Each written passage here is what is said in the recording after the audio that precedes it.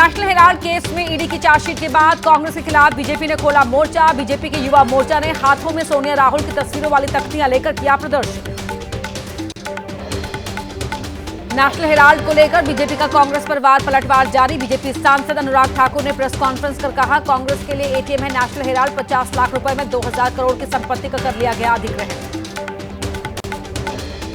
National Herald मामले में जम्मू में बीजेपी का प्रदर्शन। बीजेपी युवा मोर्चे के कार्यकर्ताओं ने फूंका कांग्रेस का पुतला। राहुल और सोनिया गांधी के खिलाफ की नारेबाजी।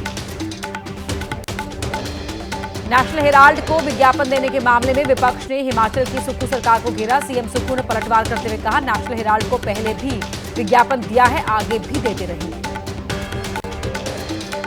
सीलमपुर की कुणाल हत्याकांड के मुद्दे पर दिल्ली की सीएम रेखा गुप्ता ने तोड़ी चुप्पी। कहा, दोषियों को बख्शा नहीं जाएगा, पुलिस कर रही है अपना काम। प्रदर्शन के दौरान स्थानीय लोगों और परिवार वालों ने काफी देर तक सड़क पर जाम कर जताया विरोध। इस दौरान पुलिस से भी हुई नोकझोंक। लोगों ने कहा, इलाके में माहौल खराब, कुणाल को जल्द से जल्द मिले इंसाफ। कुणाल की हत्या से सीलमपुर के लोगों में उबाल। बड़ी संख्या में लोगों ने किया प्रदर्शन। मार्च निकालकर आरोपियों को फांसी देने की उठाई मांग। दिल्ली के सीलमपुर में कुणाल हत्याकांड के बाद लोगों में आक्रोश को देखते हुए पुलिस अलर्ट। पूरे इलाके में की ड्रोन से की जा रही है निगरानी।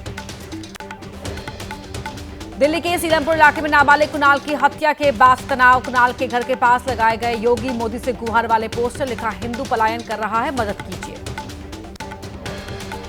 दिल्ली के सीलमपुर में 17 साल के नाबालिग कुणाल की चाकू से गोदकर की गई हत्या। मृतक की मां ने साहिल और जिक्रा को बताया हत्या का जिम्मेदार। परिवार का रो रो कर बुरा हाल। सीलमपुर हत्याकांड पर आम आदमी पार्टी के सांसद संजय सिंह का बयान। कहा, कबाड़ा हो चुका है डबल इंजन। देश की राजधानी दिल्ली अपराधों का गढ़ बन चुकी है। पूछा, एलजी सीलमपुर क्यों नहीं जाते हैं। सीलमपुर जाएंगे बीजेपी के सांसद मनोज तिवारी। पीड़ित परिवार से करेंगे मुलाकात। बोले, सीनियर अधिकारियों से की है बात, अधिकतर अपराधी कर लिए गए हैं चिन्हित। दिल्ली में जलभराव की स्थिति का सीएम रेखा गुप्ता और पीडब्ल्यूडी मंत्री प्रवेश वर्मा ने लिया जायजा। मिंटो रोड ब्रिज का किया निरीक्षण। लापरवाही बरतने वाले अधिकारियों को लगाई फटकार। बंगाल में हिंसा और हिंदुओं पर हमले का हैदराबाद में विरोध। बीजेपी कार्यकर्ताओं ने मुख्यमंत्री ममता बनर्जी का पुतला फूंककर जताया विरोध। बंगाल में हिंदुओं की सुरक्षा की मांग। मालदा के लिए रवाना हुए पश्चिम बंगाल के गवर्नर सीवी आनंद बोस दंगा प्रभावित इलाके और शरणार्थी कैंप का दौरा करेंगे राज्यपाल। दंगा पीड़ितों से भी कर सकते हैं मुलाकात। मालदा पहुंची राष्ट्रीय मानवाधिकार आयोग की टीम। दंगा प्रभावित इलाकों का दौरा कर पीड़ित लोगों से मिलेंगे एचआरसी के अधिकारी। पश्चिम बंगाल के मालदा में पीड़ित महिलाओं से मुलाकात करेगी राष्ट्रीय महिला आयोग की टीम। एनसीडब्ल्यू अध्यक्ष विजया राहतकर ने कहा, हमारे पास रिपोर्ट्स हैं, महिलाओं के खिलाफ अत्याचार नहीं किए जाएंगे बर्दाश्त। पश्चिम बंगाल सरकार ने मुर्शिदाबाद हिंसा पर कलकत्ता हाईकोर्ट को सौंपी रिपोर्ट। कहा, पुलिस और प्रशासन के दखल के बाद काबू में है हालात। श्रावस्ती में जुमे की नमाज को देखते हुए मुस्लिम बहुल इलाकों में बड़ी संख्या में पुलिस बल की तैनाती। सड़कों पर एसपी दल बल के साथ किया फ्लैग मार्च। संवेदनशील इलाकों की जा रही है ड्रोन से निगरानी। पश्चिम बंगाल के मुर्शिदाबाद में हिंसा के बाद से कारोबार प्रभावित। बीड़ी मैन्युफैक्चरिंग कारोबार पर खासा असर। विवादों के बीच पीएम मोदी से मिला दाऊदी बोहरा समुदाय का डेलीगेशन। वक्फ कानून के लिए दिया धन्यवाद। कहा, पीएम ने उनकी लंबित मांगे पूरी कर दी। पश्चिम बंगाल के मुर्शिदाबाद में तैनात रहेंगे केंद्रीय बल। कलकत्ता हाईकोर्ट ने मुर्शिदाबाद में केंद्रीय बलों की तैनाती जारी रखने पर सुरक्षित रखा अपना आदेश। देहरादून पहुंचे सीएम पुष्कर सिंह धामी। बीजेपी के वक्फ सुधार जन जागरण कार्यक्रम में हुए शामिल। मुसलमानों को जागरूक करने के लिए बीजेपी ने शुरू किया है अभियान। उत्तर प्रदेश के डीजीपी ने संभल के सीओ अनुज चौधरी को दी क्लीन चिट। अनुज के बयान को नहीं माना गया गलत। अनुज चौधरी के ईद पर सेवैया और होली पर गुजिया वाले बयान पर हुआ था विवाद। स्कूलों में पहली कक्षा से हिंदी पढ़ाने के मुद्दे पर महाराष्ट्र की सियासत टकराव। दादर इलाके में एमएनएस ने राज ठाकरे की तस्वीर के साथ लगाए पोस्टर, हम हिंदू हैं लेकिन हिंदी नहीं। हिंदी को लेकर देवेंद्र फडणवीस को संजय राउत ने घेरा। कहा, भाषा की राजनीति करना चाहते हैं मुख्यमंत्री। मराठी के अपमान का लगाया आरोप। राज ठाकरे को भी घेरा। बिहार चुनाव को देखते हुए महिला संवाद कार्यक्रम का सीएम नीतीश कुमार ने किया शुभारंभ। पटना से करीब 40 महिला संवाद रथों को हरी झंडी दिखाकर अलग अलग प्रखंडों के लिए रवाना किया। अगले 2 महीने तक चलेगा कार्यक्रम। पूरे बिहार में अगले 2 महीने तक 70,000 जगहों पर महिला संवाद कार्यक्रम आयोजित किया जाएगा। इसके जरिए हर जिले में सरकार की ओर से महिलाओं को सरकारी योजनाओं की जानकारी दी जाएगी। योजनाओं का फीडबैक भी लिया जाएगा। बिहार चुनाव को लेकर पटना में हुई तेजस्वी महागठबंधन की बैठक। तेजस्वी यादव के नेतृत्व में बनाई गई समन्वय समिति। सीएम फेस पर नहीं हुआ कोई फैसला। पप्पू यादव ने पीएम मोदी के बिहार दौरे पर उठाए सवाल। कहा, चुनाव के समय ही आती है याद। 24 अप्रैल को बिहार जाएंगे पीएम मोदी। यूपी के गोरखपुर एम्स में बनेगा पूर्वांचल का सबसे बड़ा रैन बसेरा। 44 करोड़ की लागत से होगा निर्माण। आज सीएम योगी आदित्यनाथ करेंगे शिलान्यास। गुड फ्राइडे के अवसर पर दिल्ली समेत देश भर के चर्चेज में लोगों ने की प्रार्थना। प्रधानमंत्री मोदी ने सोशल मीडिया पर लिखा, ये दिन हमें दया, करुणा और सदैव उदार हृदय रखने की देता है प्रेरणा। चारधाम यात्रा पर बोले उत्तराखंड के सीएम पुष्कर सिंह धामी। लगातार चल रही है तैयारी। 30 अप्रैल से शुरू होगी चारधाम यात्रा।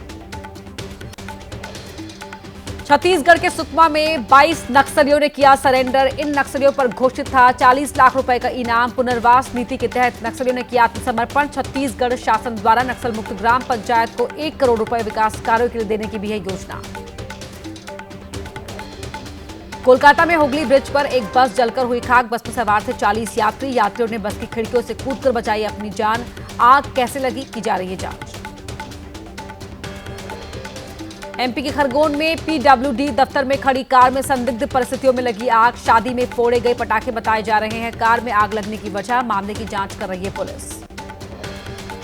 भदोई के सूत मिल में लगी भीषण आग। दमकल की कई गाड़ियों ने देर रात लगी आग की लपटों पर सुबह पाया गया काबू। करोड़ों का सामान जलकर हुआ खाक। शॉर्ट सर्किट से आग लगने की आशंका।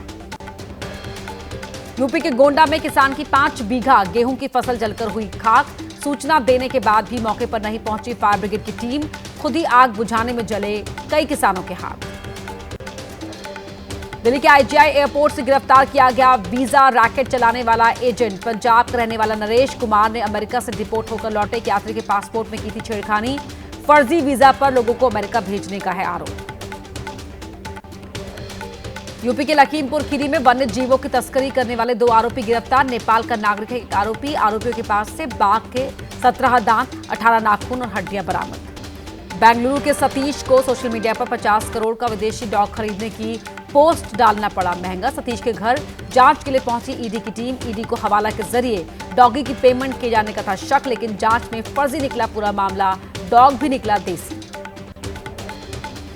यूपी के बुलंदशहर में परिवार को घर में बंद कर बदमाशों ने की 40 लाख रुपए की चोरी। 30 तोला सोना, 500 चांदी के सिक्के और 4 लाख रुपए नकद लेकर फरार हुए चोर। एमपी के खरगोन में ऑनलाइन सट्टा लगवाने वाले गैंग का खुलासा। 2 आरोपी गिरफ्तार, एक फरार। करीब 31 लाख रुपए कैश, लैपटॉप और मोबाइल बरामद। मेरठ में कैंटर से बिहार ले जाई जा रही अवैध शराब बरामद। करीब 22 लाख रुपए की बताई जा रही है जब्त शराब की कीमत। एक आरोपी गिरफ्तार। कैंटर में अलग जगह बनाकर छिपाई थी शराब। राजस्थान के अजमेर भीलवाड़ा नेशनल हाईवे पर कंटेनर में लगी भीषण आग। आग से कंटेनर में रखे ऑक्सीजन सिलेंडर में हुए 9 ब्लास्ट। 6 घंटे बाद आग पर पाया गया काबू। मुंबई के चर्च गेट रेलवे स्टेशन के बाहर इलेक्ट्रिक बस में लगी आग। घटना के वक्त बस में नहीं था कोई यात्री। दमकल विभाग के कर्मचारियों ने आग पर पाया काबू। लखनऊ के पौष इलाके में धंसी सड़क। 4 फुट से ज्यादा गहरा हुआ गड्ढा। पुलिस कमिश्नर के आवास से चंद कदम दूर है सड़क। मध्य प्रदेश के इंदौर में अनोखी बारात। गर्मी से बचने के लिए टेंट लेकर निकाली गई बारात। वीडियो हुआ वायरल। बाराबंकी में आंधी तूफान का कहर। दीवार गिरने की 2 घटनाओं में 3 की मौत, 1 घायल। एक घटना में पेड़ की आड़ में खड़े 2 बच्चों की पेड़ के नीचे दबकर हुई मौत। एमपी के शिवपुरी में पानी की भारी किल्लत। गड्ढा खोदकर गंदा पानी पीने को मजबूर है लोधावली की मगरौरा कॉलोनी के लोग। प्रशासन पर लगाया अनदेखी का आरोप।